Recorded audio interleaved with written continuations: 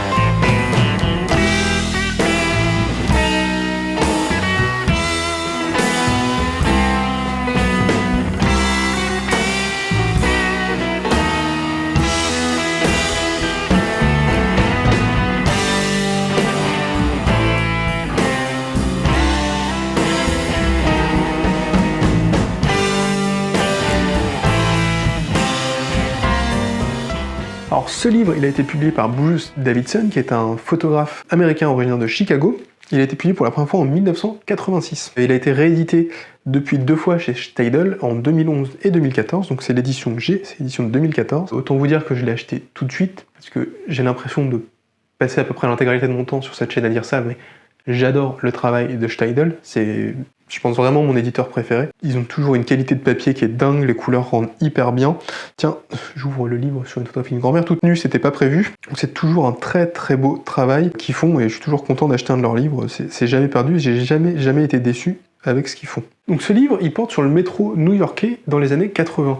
L'époque où il y avait des graffitis partout, c'est vraiment l'époque où la ville elle était au moins bien de ce qu'elle a été, c'est-à-dire elle était hyper entre guillemets pourrie, il y avait beaucoup de corruption, la police avait peu de moyens, c'est l'image des films des années 80, quoi. C'est le New York avec les tags partout dans le métro, les gangsters et compagnie, et c'est ça que Bruce Davidson a photographié. Ces images, elles ont été prises au printemps 1980, et c'est le premier projet en couleur de Bruce Davidson. Alors vous pouvez me dire, dans l'absolu on s'en fout, mais ça va être un petit peu important, on va en reparler dans quelques instants, puisqu'à la base c'est plutôt un photographe du noir et blanc. Donc dans ce livre on se découvre le quotidien des usagers du métro dans un univers sombre, inquiétant, plutôt dangereux, avec des portraits qui sont à la fois touchants et intimistes. Dans ces photographies on trouve un peu tout le monde, on trouve des couples qui sont amoureux, des voyageurs, des touristes, des familles, des sans-abri, il y a vraiment tout le monde qui se retrouve dans ce métro à New York. Alors on se trouve sur toutes sortes de situations. Tout à l'heure quand je l'ai ouvert, je suis tombé sur une photo de mamie nue au milieu du métro, ce qui est un peu atypique et en même temps dérangeant. Et il y a aussi cette photographie où un policier en civil braque son arme sur un passager, on ne sait pas si c'est un gangster ou autre, etc., que vous voyez à l'écran. Donc il y a vraiment plein de situations diverses dans ce livre, qui est très riche, très dense et très intense en fait dans ces images, et aussi dans les couleurs vives qui sont utilisées, notamment parce que Davidson a photographié au flash dans le métro. Il y a aussi dans ces images une sorte de solitude et d'isolement, c'est une émotion qui revient beaucoup quand on voit tous ces voyageurs parfois un peu seuls dans ce transport en commun. Comme dit Bruce Davidson, lorsque vous êtes dans le métro, ce qui est beau vous semble brutal, et ce qui est brutal vous semble beau. Bruce Davidson, il a fait ce projet pendant plusieurs mois, il le raconte en détail dans l'ouvrage, comment il a eu l'idée de faire ça, comment il s'y est mis, etc. Alors je crois qu'il avait une autorisation de la mairie de le faire, de mémoire. De toute façon, il est chez Magnum, de Bruce Davidson, donc c'est un reporter. Et à l'époque, c'était de l'argentique, donc il avait une grosse batterie qu'on mettait sur la ceinture pour alimenter le flash de son appareil, et plein de pellicules d'avance, et il photographiait comme ça toute la journée, dans le métro. Il raconte aussi une fois qu'il s'est fait agresser, et que tout son matériel lui a été volé, et je crois qu'il a failli arrêter à ce moment-là, puis il a continué encore quelques mois, enfin bref, je vous invite à lire l'ouvrage pour le savoir. Tout à l'heure, je vous disais que Bruce Davidson, il s'identifie comme le photographe du noir et blanc. Et en fait, ce qui est intéressant, c'est que moi, je l'ai toujours considéré comme le photographe du métro new-yorkais, en couleur. Pour moi, c'est un photographe couleur, Bruce Davidson. Je savais pas du tout qu'il avait fait du noir et blanc, qu'il avait beaucoup travaillé comme ça, et qu'il se définissait comme ça. Et ça, en fait, ça a changé à cause de ce livre. Alors, ce livre de Bruce Davidson, je l'ai eu dans une vente aux enchères de photopoche. Donc, j'en ai acheté un pack et il y avait celui là-dedans. J'étais content quand j'ai acheté, je me suis dit, chouette, c'était avant d'acheter le livre de chez Steidl. Chez Steidl, faut s'entraîner à le dire. Je me suis dit, chouette, je vais avoir plein de photographies de ces projets en couleur dans le métro et compagnie, ça va être super cool. Et en fait, non, il n'y a que des photographies en noir et blanc dedans. Et en fait, ça c'est lié au fait que ce photopoche-là, il est sorti en 1984 et que ce livre-là, il est sorti en 1986. Forcément, dedans, il n'y a pas les images. Je sais pas s'il est réédité maintenant par Actes Sud, peut-être qu'ils l'ont mis à jour, ils ont mis des photographies couleur dedans, je ne sais pas. Mais en tout cas, dans la version là, il n'y a que du noir et blanc. Ça change l'image mentale que j'avais de ce photographe. Un peu. Pour moi, c'est un photographe de la couleur, en fait, pas du tout, et j'ai l'impression que des fois, selon quand on découvre les artistes, on en garde une image dans nos têtes qui est un peu figée et liée au moment de la découverte et à l'œuvre par lesquelles on les a découverts, et qui n'est pas toujours représentative de leur carrière dans l'ensemble. Vous voyez ce que je veux dire? Moi, je l'ai découvert au moment de ce projet Subway. Pour moi, c'était le photographe de Subway de la couleur, en fait, pas trop. Et si je l'avais découvert par ça, sans jamais entendre parler de Subway, ça aurait été pour moi le photographe du noir et blanc, comme il se définit lui-même, et j'aurais jamais su qu'il avait fait ça.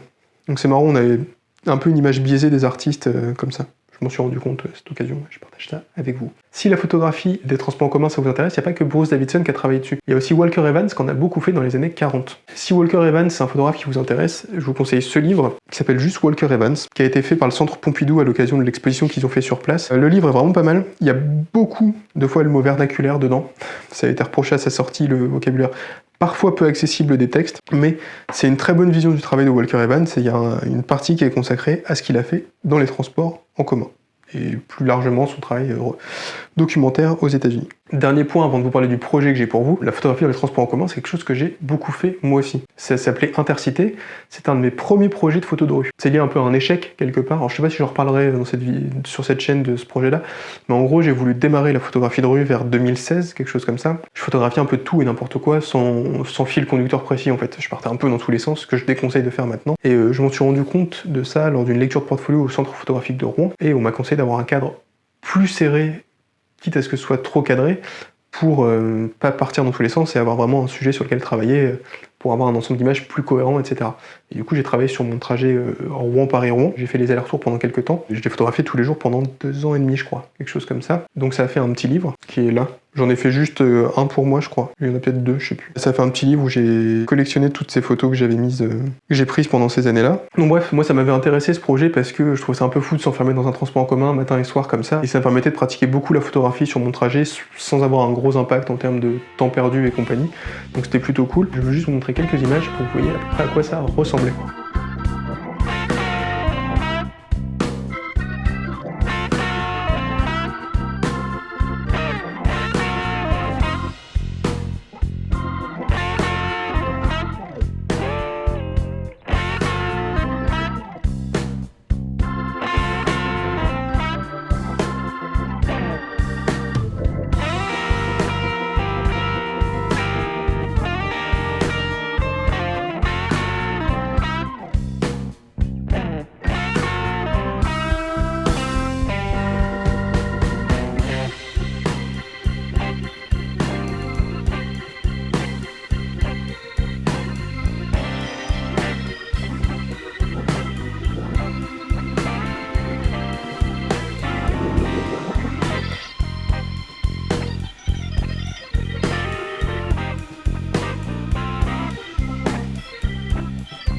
Donc il est temps maintenant de vous parler du projet dont découle ce livre, et vous vous en doutez parce que ça arrive avec de très gros sabots, mais il va être question de photographier votre trajet quotidien. Alors, si vous êtes en voiture, vous oubliez, vous regardez la route, vous faites pas autre chose, mais si vous êtes en transport en commun, etc., je vous invite à le photographier parce qu'il y a plein d'intérêt à faire ça, que de toute façon, la plupart du temps, vous n'avez rien d'autre à faire à la place, donc autant pratiquer un peu la photographie. Alors les avantages de photographier son trajet en commun, il y en a plusieurs. L'un des premiers quand on fait la photo de rue qui est vraiment très cool, c'est que c'est la matière première qui vient à vous, et pas l'inverse. C'est-à-dire, quand vous faites de la photographie de rue, je sais pas, j'en ai fait beaucoup dans Paris, on trouve un quartier, une rue où il y a une belle lumière et un peu d'animation, etc. Parce que si vraiment il y a personne, c'est un peu compliqué. Et on se balade, on essaie de composer des choses, de capturer ce qui se passe, etc. Là, dans les transports en commun, c'est l'inverse, c'est-à-dire que vous êtes dans le véhicule et c'est les gens qui montent et qui descendent et la matière première, elle vient à vous. Donc ça, c'est cool, il n'y a pas trop besoin de courir après, c'est plutôt un des avantages. Il y a aussi la possibilité d'être plus près des gens, parce que les transports en commun, ça implique une certaine proximité qu'on n'a pas dans la rue. C'est-à-dire quand vous croisez les gens dans la rue, on passe à côté des fois à quelques centimètres, mais globalement on reste souvent à 1 mètre, 2 mètres des gens, on n'est pas collé